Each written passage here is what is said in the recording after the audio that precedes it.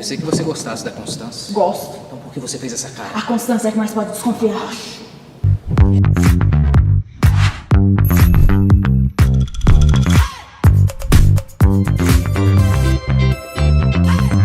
Ator, produtor cultural, professor e diretor da Fundação Brasileira de Teatro. Hoje eu recebo Josuel Júnior. Estou impressionada com a quantidade de coisa que você faz e me perguntando quantas horas tem o seu dia, porque 24 horas não deve caber tudo isso. Olha que cabe. Primeiro, um prazer estar aqui conversando contigo.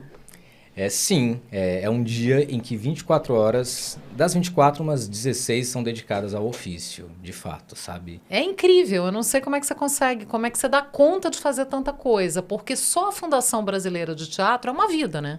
E esse trabalho na Fundação Brasileira de Teatro, ele é recente, ele tem um ano, completou um ano nesta semana, inclusive. Talvez o fato de ser virginiano ajude um pouco, né? Mas essa gestão de tempo, essa gestão de horário, é o que me faz ser artista até hoje. Talvez se eu não tivesse essa ocupação artística, eu não me denominaria artista de verdade, sabe? Isso faz parte também do ofício, estar dedicado à arte. E se organizar para conseguir abarcar tudo isso, porque eu acho que é muita coisa, né? Cansar a gente cansa, e eu sou um homem cansado também, mas eu sou um homem cansado proativo. Quando você me fala do trabalho na Fundação Brasileira de Teatro, lá na Faculdade do Sina e Teatro do Sina, tem dois caminhos. O caminho de ser um trabalho muito difícil, porque agora a gente está inventariando todo o acervo histórico de Dulcina de Moraes e da Fundação Brasileira de Teatro. Difícil pelas atuais condições, né? Passamos muito tempo sem luz, esse problema vai ser resolvido agora. Mas é fascinante porque, te digo de coração, abandonei o mestrado em um ano fazendo. E o que eu estou vivendo no Dulcina é niveladíssimo com mestrado e doutorado. É uma pesquisa teatral imensa, é um mergulho na história do Brasil, sabe? É na história do teatro brasileiro e na história do Brasil, como você Total. falou. De fato, você tem tudo ali, né? Tudo naquele acervo. Eu quero falar do acervo daqui a pouco, mas eu quero começar te perguntando como foi que você entrou para o teatro. Porque eu sei que você é nascido e criado em Samambaia, é a sua cidade do coração, você mora lá até hoje, e foi essa cidade que te puxou, acabou te puxando pelas manifestações culturais para a área artística. Eu queria que você contasse essa história. A gente tem que lembrar que o final dos anos 90 não foi fácil para quem era morador de periferia.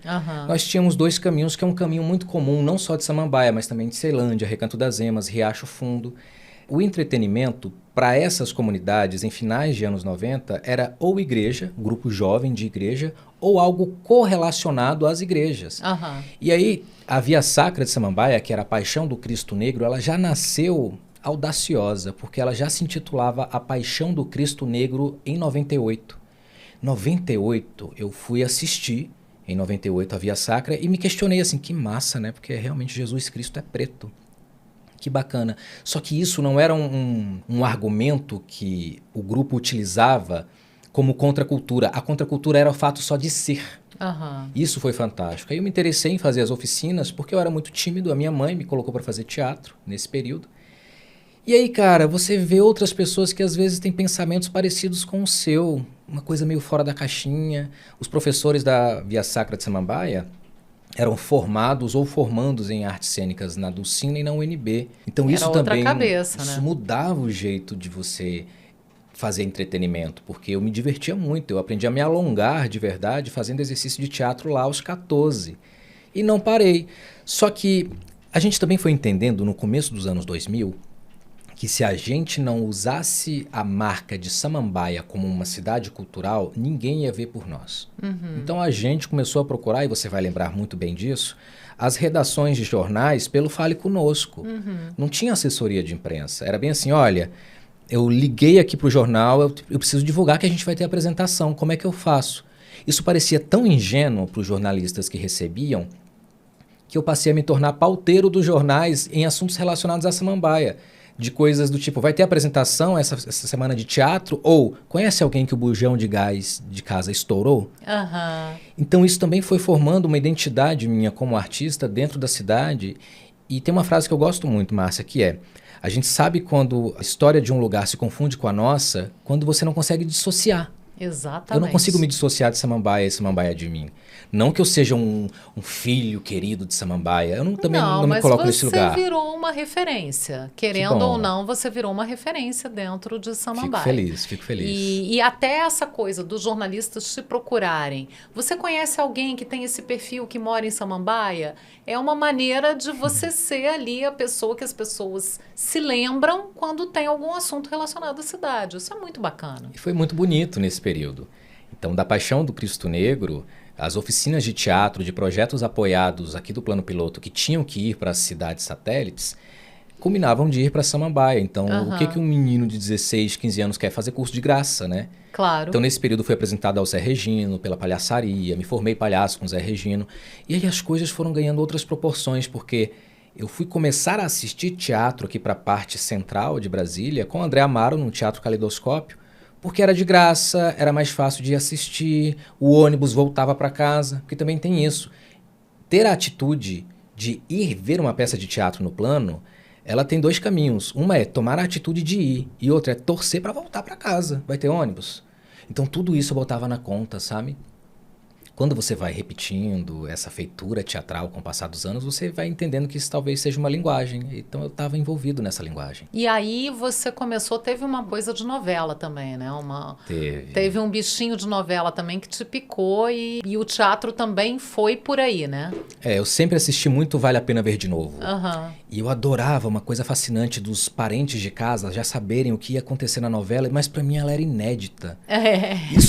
Isso bugava a minha cabeça. Eu lembro de assistirem Tieta, e eu adorava Tieta, e eles anteciparem os capítulos. E eu pensava, mas como, gente? Isso pra mim é muito novo. Então, eu aprendi a gravar os capítulos de novela em videocassete, porque eu ou estudava, ou não tinha tempo de ver o horário que passava, e nisso eu fui aprendendo a editar. Aí me deu o comichãozinho de entender televisão. Uhum. Aos 18, eu fiz um teste escondido para figuração de uma novela da Glória Pérez, América. Uhum. Passei escondido. Mas era um teste que você pagava para gravar, tinha que fazer um casting para um comercial de picolé, e aí, sobrando tempo, gravava uma cena da novela América, tinha uma coisa assim. Mas eu já fui com meu currículo embaixo do braço, pensando, eu tenho que entregar para algum produtor, alguém precisa saber que eu existo, que eu sou de Brasília e tal. E um dos produtores falou bem assim, você é de Brasília, né? Eu falei, sim. Não se faz novela em Samambaia, né? Eu, não.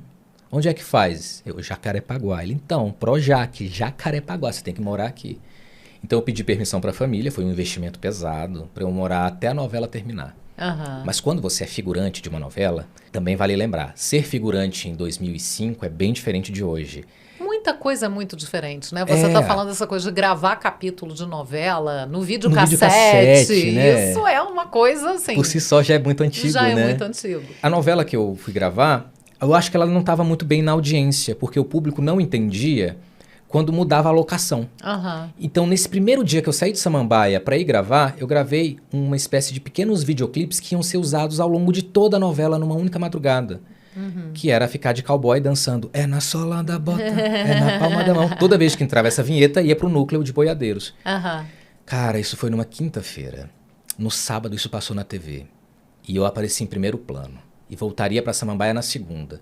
Os meus vizinhos pensaram que eu já era o popstar da televisão. A minha família ficou assim, como assim o menino sai daqui pra gravar um negócio, aparece em primeiro plano na novela toda hora. Na novela das 8. Das 8. Imagina. Aí eu falei, mãe, eu preciso experimentar, talvez seja a minha emancipação deste momento da vida. Assim.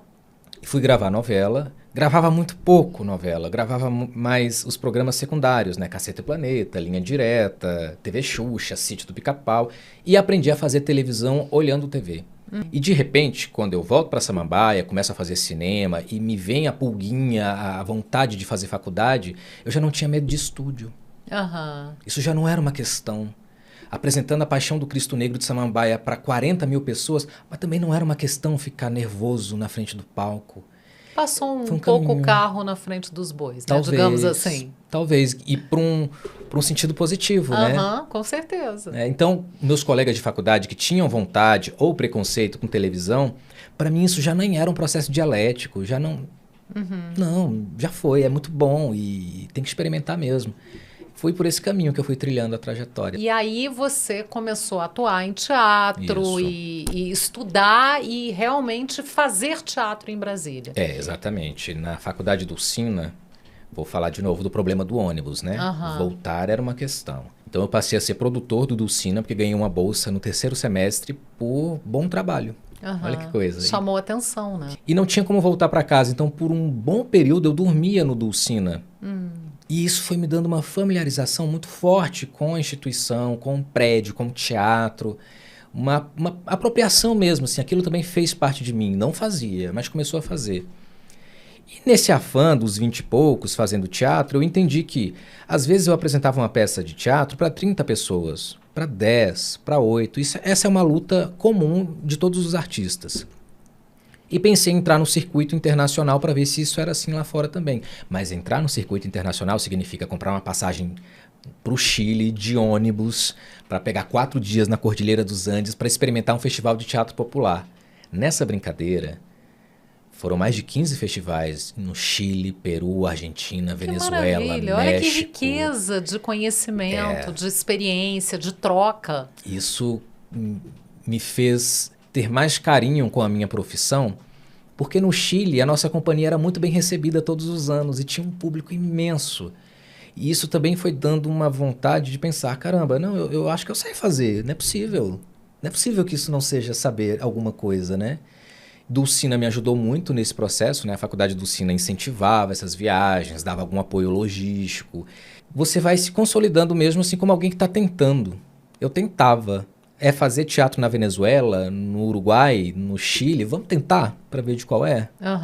E quando se volta para o seu lugar de origem, e eu sempre vendia assim, artistas de Samambaia vão, atores de Samambaia viajam, para a gente também colocar na cabeça que a gente era de Samambaia. Isso fazia diferença, sabe? Eu acho que faz uma diferença imensa para a cidade até hoje. É, né? É por isso que eu estou te falando. Ser referência numa cidade também é isso. É colocar o nome da cidade em evidência e dizer, olha, tem um orgulho do que a gente faz aqui, porque é bacana. Sim. Isso é muito bonito e isso é muito importante para a identidade das pessoas que estão ali. E hoje você tem uma Samambaia, se você levar uma quadrilha junina de Samambaia para a Itália, para a Espanha, eles vão se confundir, não vão saber se aquilo é forró, eles vão ficar na dúvida, o que é isso? Mas eles sabem que é de Brasília. É. Olha que coisa. Incrível. A Se Bobear, a Gente Pimba, ela fez um circuito em alguns locais da Europa e foi agora a vice-campeã do concurso nacional em Campina Grande.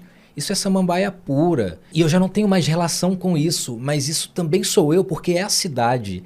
Então, ver as quadrilhas juninas estourando, fazendo sucesso, também estou fazendo sucesso com elas, entende? Com certeza. Isso é muito legal. É essa coisa que você não divide mais a sua história da história da cidade. É isso. Talvez seja é exatamente isso. Dulcina, por que você preferiu morar em Brasília? Porque Brasília é maravilhosa. Bem, além disso, o mais importante é que ele é sempre radiador da nação, não é? Daqui, dessa maravilha, você vê que beleza? Olha esse horizonte, olha que beleza, olha isso. Você está falando da Dulcina, você falou inclusive esse negócio do ônibus. O Preto Rezende esteve aqui e falou exatamente isso, que na época que ele tinha aula com a Dulcina, ele tinha um problema porque ela às vezes atrasava muito a aula, ele tinha que voltar para Planaltina e não tinha ônibus. Então isso é uma questão mesmo, né? Não é uma... Não é um detalhe, é uma questão. Oferecer a atração artística ou o bem cultural para a população é uma ação muito relevante. Essa população ter a autonomia de escolher quando ela quer ver e como ela quer voltar é tão importante quanto. Com certeza. É como a questão das libras no espetáculo. Eu não posso colocar intérpretes tradutores de libras em 2 sessões de um espetáculo que tem 16. Eu tenho por obrigação que colocar em todas as sessões um intérprete de libras, porque o público surdo, ele tem que ir no dia que ele quer, não no dia que eu ofereço. Isso muda a autonomia de querer procurar a obra de arte para fruir. E entra também, eu acho que a questão do transporte, a questão da acessibilidade, tudo isso também entra na questão da formação do público. Total. Que público é esse que a gente quer formar? É o de sempre? Não dá. É uma questão que a gente tem que olhar com carinho, eu acho. Sim. Voltando para a questão da Faculdade de Artes Dulcina de Moraes, do teatro, da Fundação Brasileira de Teatro, você mergulhou nesse projeto de cabeça. Eu diria que é um emaranhado ali de problemas. Sim. Ali viveu-se uma época de muitos problemas administrativos e financeiros. Sim. E hoje a luta é para manter esse acervo vivo, preservado e em Brasília. Porque é um acervo que a gente falou, conta a história do teatro brasileiro, mas conta a história do teatro da cidade. Conta Total. a história do Brasil e de Brasília. Então a gente tem essa coisa mesmo de querer abraçar esse acervo e manter o acervo aqui na cidade. E você está fazendo um trabalho quase que... eu não sei, quixotesco, eu diria. Sim, sim. Que é uma coisa de moinhos de vento, assim, lutando contra os moinhos de vento. Você e 4 voluntárias, é isso? Exatamente. A gente Como é que eu queria que você explicasse um pouco como é que é isso, porque o acervo é lindo, é extenso, Sim. é trabalhoso e vocês não têm estrutura, né, para fazer esse levantamento que vocês estão fazendo. Exato. Tudo começa ainda na época da faculdade. Saber do acervo de Dulcina era sempre um lugar muito cheio de mistério. Eu já tive acesso a esse acervo quando estudante, mas sempre assim, entra ali, só olha, não toca em nada. Isso ia criando também na gente uma sensação de um mistério. Pra quê? Por quê? Eu até entendia, talvez pela preservação, para que nada se deteriore, para que tudo se mantenha como está, mas ninguém sabia o que tinha. Outras tentativas de inventário foram feitas com o passar dos anos. Parece que a última em 2002, numa época ainda analógica. Eu não tinha o computador, o scanner. E isso já não nos serve hoje. Eu fui convidado pela atual gestão da Fundação Brasileira de Teatro para ser o diretor cultural da fundação, ou seja, diretor do Teatro Dulcina e do Teatro Conchita. Mas não tenho luz, não tenho água. Eu vou ser diretor de um espaço inoperante? Opa, tenho acervo. No jeito que a faculdade se encontra, eu preciso de uma pauta positiva. Eu tenho um tesouro escondido no sótão. Eu posso pegar isso nos porões, eu posso pegar isso que está no sótão, eu posso tentar inventariar para saber o que tem. Porque se eu não organizo a casa, como eu vou dizer que o que eu tenho ali é relevante para a história do Brasil, para a história da cultura brasileira? E desvendando as caixas, a gente foi entendendo que talvez, Márcia, nós tenhamos em Brasília o maior acervo teatral completo da história do Brasil. Gente, olha isso! Quando eu falo o maior acervo da história do Brasil, é o acervo que inclui fotografias históricas, documentos de temporada, flyers e filipetas de temporada, jornais de época, figurinos históricos e todo um contexto de condecorações, premiações e o caminho que a família de Dulcina fez da Espanha até o plano piloto. Quando você faz esse caminho do século XVIII até o momento de agora, 2023, eu não tenho um memorial parecido. O acervo de Clara Nunes, ele é riquíssimo, mas ele não dá uma antessala do que a gente tem no Dulcina. O acervo de Carmen Miranda no Brasil é pífio, hoje é muito pouco, porque Hollywood pegou muita coisa. A gente ter um cartaz, o jornal, a fotografia, a crítica dessa peça e o figurino, isso é você pegar uma coleção e falar, tá aqui a história na mão. Isso nunca foi feito. Completa. A história completa. E você está falando dessa questão dos figurinos. A gente visitou, eu com Maria Cobogó, né, com o coletivo Maria Cobogó, nós visitamos uma parte mínima desse acervo, mas já é uma coisa absolutamente encantadora, que qualquer museu do mundo gostaria de ter. Exatamente. E nós não estamos falando apenas de acervo têxtil. A gente tem que valorar e subdividir o acervo têxtil. O acervo têxtil é a roupa original da Dulcina que ela usou em 89. Ok, isso é acervo têxtil. Acervo têxtil artístico é o figurino que ela usou em 38. Em 46. E aí, a partir daí, eu tenho quem desenhou esse figurino. Ele é um figurino feito para ser figurino, com costura de figurino, ou ele é uma alta costura francesa? Nessa brincadeira, a gente encontra vestidos da Dior, da Dijon. A gente está em busca de peças do Clodovil, mas está muito difícil achar. A gente sabe que existiu. E encontramos agora chapéus do Saint Laurent. Então a gente fica assim, meu Deus, o que eu faço com isso? É uma riqueza em todos os aspectos, uma riqueza cultural e, inclusive, vale muito dinheiro. Um recorte histórico que agora a gente vai ter que mandar as nossas museólogas num projeto de edital cultural para ver se alguma delas consegue ir na loja original da Dior, em Paris, que já está em contato conosco, com ela, para a gente apresentar os vestidos e ter o selo. Porque quando você tem uma peça original, tem um chassi. Nós temos o chassi de algumas, Restam algumas outras, mas a gente está com auxílio agora de pessoas do universo da moda que estão nos orientando. E muda tudo, Márcia, porque a gente fotografa todo o item do acervo. E aí, para ele não se deteriorar com o tempo, qual é o planejamento? Colocar cada um numa mortalha individual, um plastiquinho e um bolso com QR Code. Eu tenho que modernizar esse acervo. Se eu não modernizo, o público não vai saber que ele existe. E obra de arte não foi feita para estar guardada em gaveta. Não, com certeza. O que a gente percebe ali é que se tivesse um espaço para expor o próprio prédio ali no CONIC, da Fundação Brasileira de Teatro, se pudesse ser usado, uma parte ali pudesse ser usada para expor isso, que museu riquíssimo que Brasília teria. E antes esse material ficou organizado de uma maneira aleatória. E agora que nós temos todas as coleções, não pode ser uma história que vai ficar comigo, porque um dia eu vou sair.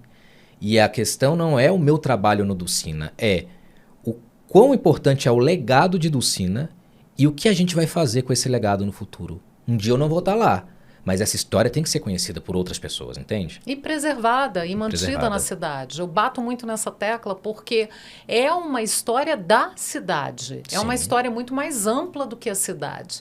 Mas Brasília que abrigou, Dulcina decidiu trazer a Fundação Brasileira de Teatro na década de 70 para Brasília. E a gente ignora o fato de que muitas organizações do Rio de Janeiro, não apenas a Fundação Brasileira de Teatro, vieram para Brasília para se consolidar aqui. Com certeza. A gente tem as escolas de samba, a gente tem toda uma mitologia em cima das coisas cariocas que vieram para cá. A questão é porque Dulcina, quando trouxe, talvez por ingenuidade, ela encaixotou algumas coisas que eram recentes naquele passado, mas encaixotadas permaneceram. E a gente as abriu agora como uma caixa de Pandora. Claro. Então tem uma dicotomia. Foi ruim ter ficado muito tempo guardado sem ser de conhecimento público? Foi porque a gente perdeu o time de se divulgar. Ao mesmo tempo, se não tivesse guardado, não estaria tão preservado. É uma dicotomia. A gente tem que lidar com ela. Agora, é um trabalho, eu acho que é um trabalho insano. Fazer esse levantamento com tão pouca estrutura e tão poucas pessoas e a maior parte do tempo, até agora, sem luz. Mas mesmo insano, foi feito em 40 anos pela primeira vez. Que coisa, né? Outros passaram e eu reverencio, Márcia, todo mundo que já tentou começar e terminar esse inventário e não conseguiu.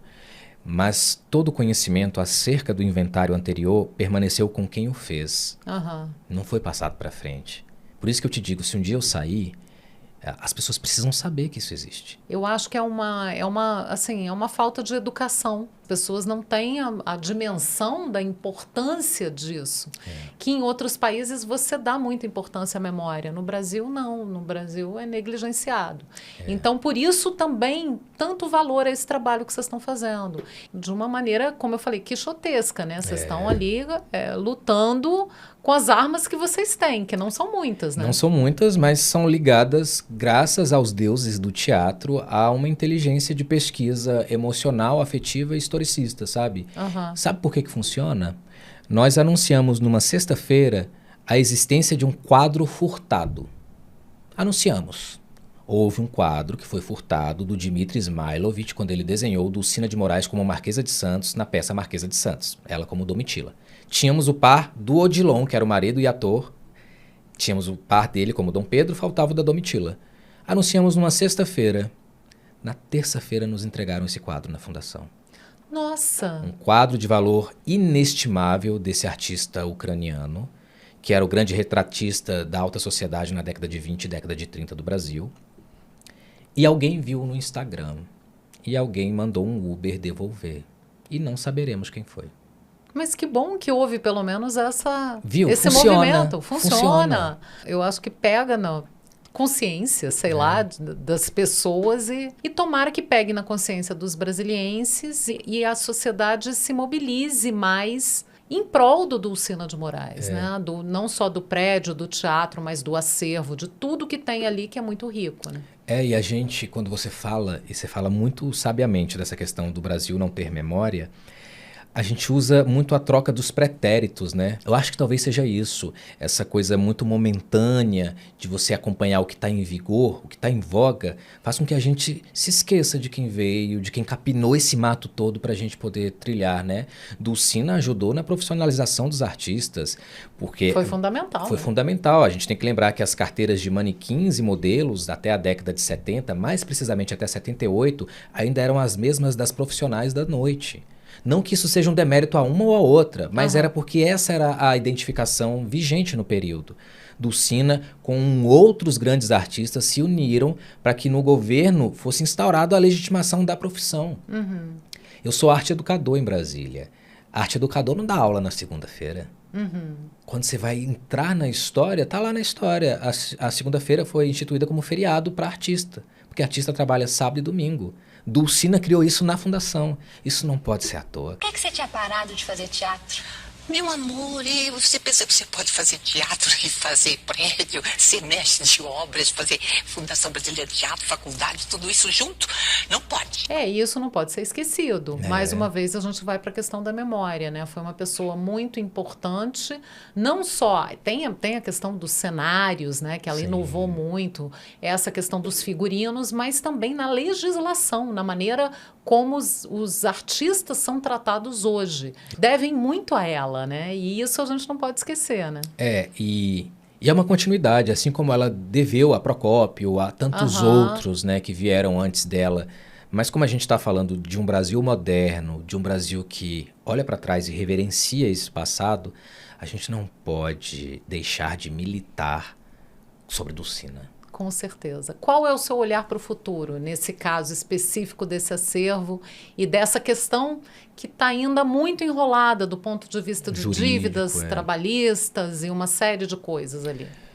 Para o público entender, são problemas jurídicos de erros de gestão e gestões equivocadas. Com o passar do tempo, Dulcina ficou conhecido como um lugar que sempre esteve em crise. O que eu posso olhar para o futuro agora é: não vamos falar da crise. A crise existe, eu preciso que o governo me ajude com a crise, que a sociedade me ajude com a crise, que os apoiadores me ajudem com a crise. Mas, se eu abro no Google notícias de Dulcina, crises. Eu sei que parece ingênuo quando você fala da questão de Quixote, de falar do acervo, da medalha que a gente encontrou, do Cruzeiro do Sul, que era a maior condecoração dada a alguém não estrangeiro, no caso da Conchita de Moraes, que foi a mãe dela que recebeu. Eu preciso falar, eu preciso dizer que existe. O que eu vejo para o futuro, daqui a um ano as pessoas vão saber que esse acervo existe porque elas viram numa exposição, não porque elas viram entrevista minha, entende? Porque eu sensibilizo outros públicos, né? Vou te fazer uma anedota. O adolescente que não curtiu festa junina na pandemia, a criança que não fez na sua 4ª série a dança de festa junina na pandemia, ela dificilmente vai perpetuar quando ela tiver seus 20, 24 anos. Mas é aos 24 anos que ela vai defender esse movimento. Ou seja, nós teremos um hiato aqui no futuro sobre o festejo junino, porque as crianças não viveram no momento que elas tinham que viver. Que é quando você viveu, que é quando eu vivi, no período de 6, 7, 8 anos de idade. Então isso faz uma ruptura na história e na cultura brasileira. A gente não pode deixar, a gente tem que recosturar isso, sabe? Recosturando sempre, recosturando e mantendo viva essa memória de Brasília. Sim. Eu adorei a conversa e eu quero encerrar te perguntando o que é a Brasília para você. Márcia, Brasília para mim é um entrecaminho. Porque eu sou de Samambaia. Ela é o entrecaminho quando eu vou para Planaltina. Ela é o entrecaminho quando eu vou para Sobradinho. Ela é o entrecaminho da minha carreira, da minha trajetória artística. É o entrecaminho. E como qualquer bom entrecaminho, você para ver a paisagem, você para ver a arquitetura. Mas eu sei que eu passo ali para ir para outro lugar. E isso também é lindo. A Brasília é o meu entrecaminho. Eu passo por ela para algum lugar. Para falar da cultura, para falar de teatro, para falar de mim, para falar da vida. E para chegar a algum outro lugar. Tomara, é isso aí. Com certeza. Obrigada, Josuel. Muito obrigada pela entrevista. Boa sorte com esse trabalho lindo que você faz, não só no teatro, não só por Samambaia, mas principalmente por Dulcina de Moraes. Muito obrigado. Obrigada. O Sesc Cultura ao Quadrado volta na próxima semana. Até lá.